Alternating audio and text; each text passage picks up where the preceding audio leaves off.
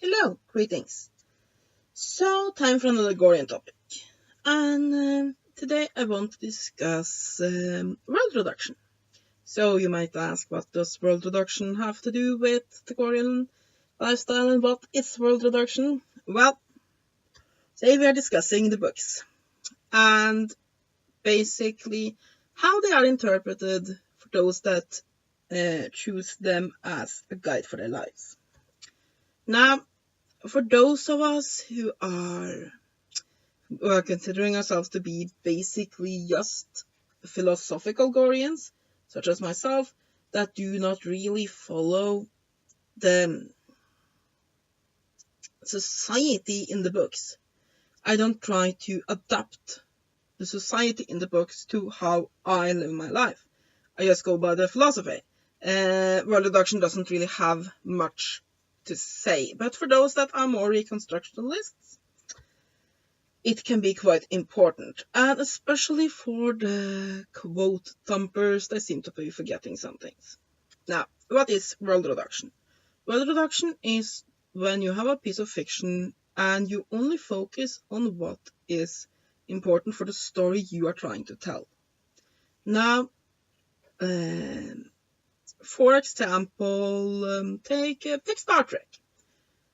We never see any of the characters go and relieve themselves, as far as I can remember.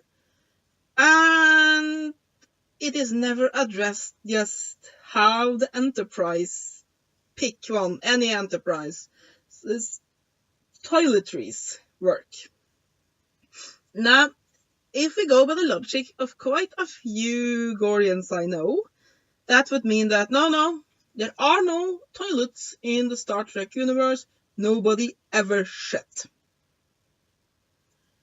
And while that might be true for some of the aliens, we do know that the humans there probably do shit.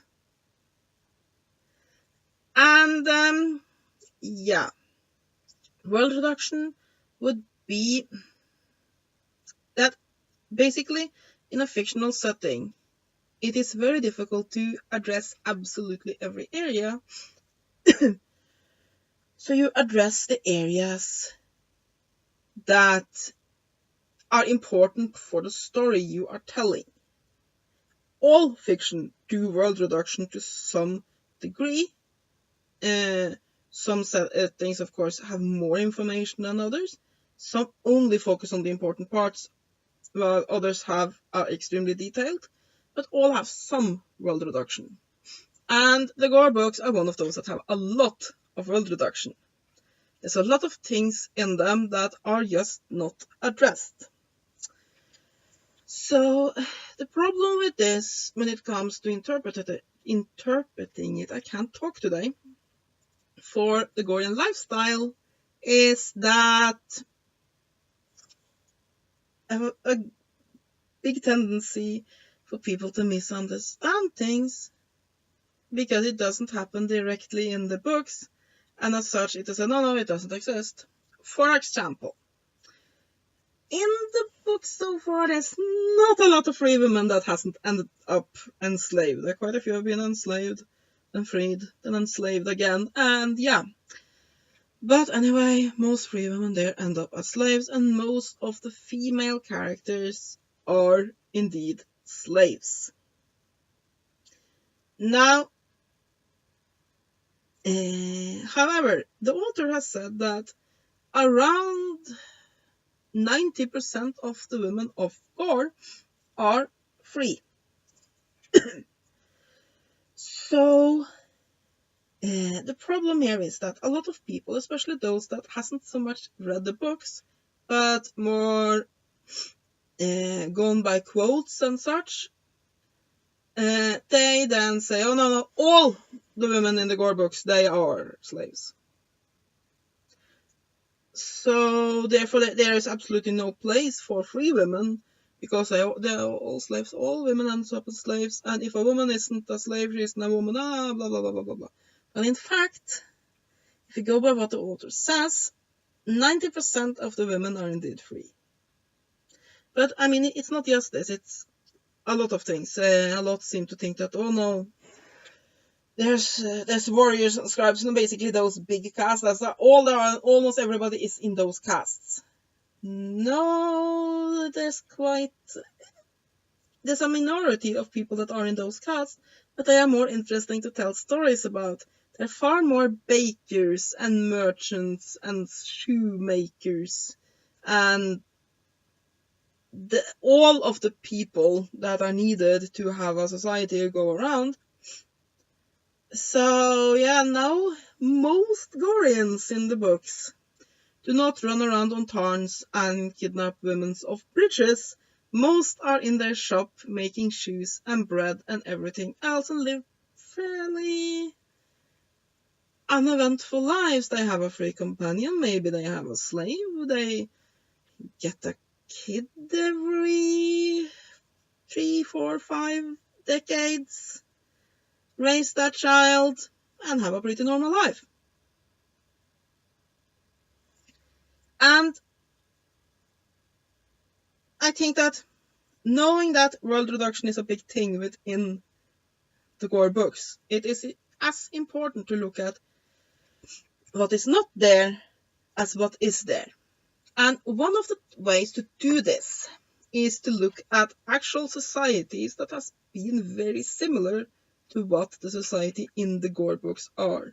For example, the Greek Roman societies, old Viking societies, and so on and so forth, and fill the gaps of what has been natural and needed world reduction to be able to tell a story with facts from societies that these books are based on. Because remember that, people, the Gor books are based on these societies. So adding knowledge from both can be very important if you are trying to look at these books and try to live as close to them as you can. Because if you just go by what the named characters do and say, you get a very lopsided image. You need to fill those gaps where world reduction has just focused more on the stories and plot lines than on the basic ideas. And for example, the roles and place of free women, there's a disappointing lack of information there. Because the books are more about slaves. So, for example, reading up on how women lived in ancient Rome, Greece, in Viking societies, in feudal Japan, and so on and so forth, and modeling one's life after that will get you much closer to what the Gorian society would be if you didn't have that world reduction, to what it would be with of how Norman has said the society is in interviews and such, than you would if you just go with the books and look at the few named free women there that for the few chapters that they remain free before they become slaves. And also a lot of things that are of utmost importance for the philosophy are very quickly run through because it isn't really affecting the named characters there and there. For example, this idea that no, a woman is only free as long as a man allows her to be free. Yeah. For example, it's mentioned that when a city is taken, a lot of women demand to be executed instead of being slaves. And they would rather die than be slaves.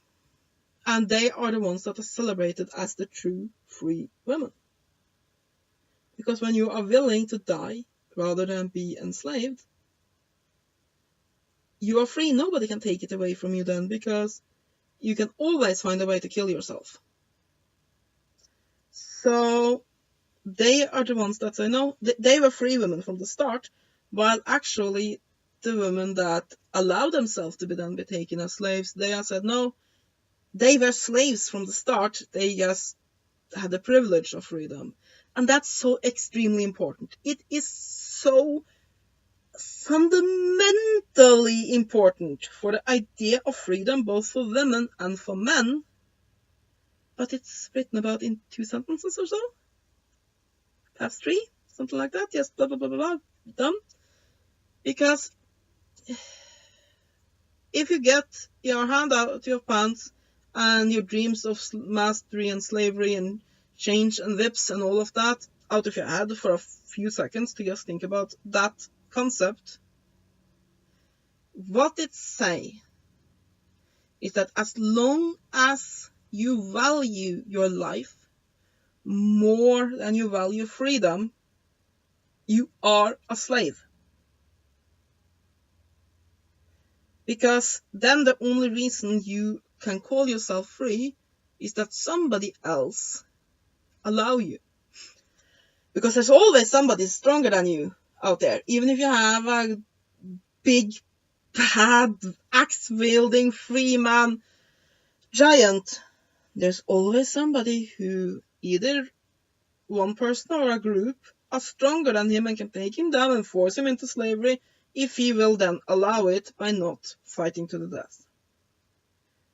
Now, of course, with a woman, it's easier because she's generally weaker than men, so it's easier to force her into slavery, force her to make that choice. And more women than men will make the choice of slavery, comfortable slavery, over death.